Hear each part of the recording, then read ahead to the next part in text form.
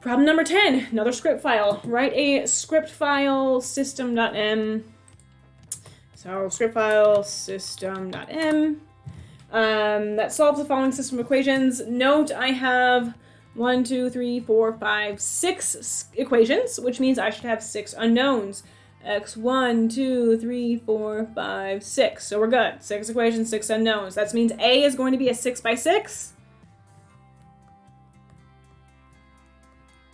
Where each row corresponds to a different equation, and each column corresponds to a different unknown.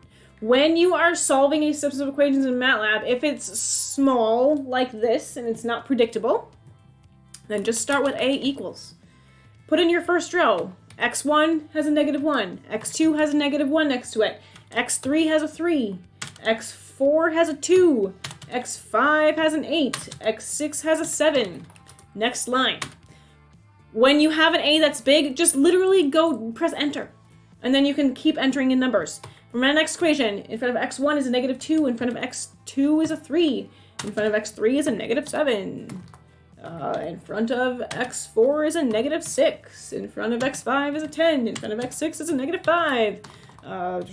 Notice I'm aligning my numbers on purpose. It makes it look nice. I can easily see what's going on. Next row.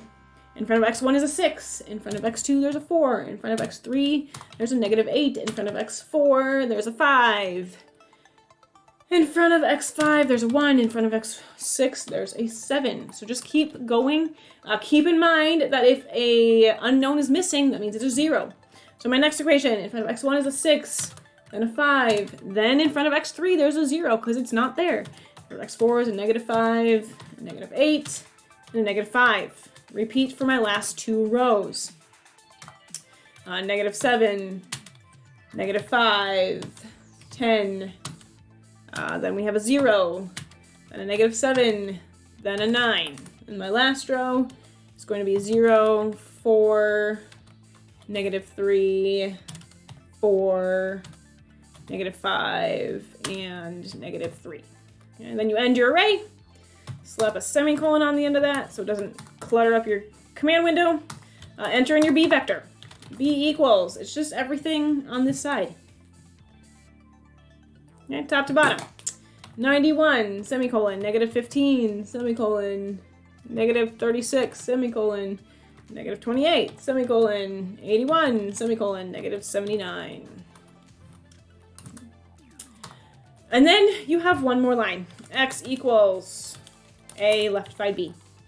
There you go. We have solved the system of equations. I can go ahead and run this, print it out, and I can see what my answers are. I have format long in there, so it's printing out lots of digits past the decimal place. If I went back to format short and did it again, there we go. Those numbers are much nicer. It says display your results in the following format. It says specifically out to 2 decimal places. That means I have to use fprintf. And I'm printing them out in the same fashion, so this keeps going. So it should be all the way from x1 to x2, x3, x4, x5, x6, etc. So I am going to use fprintf.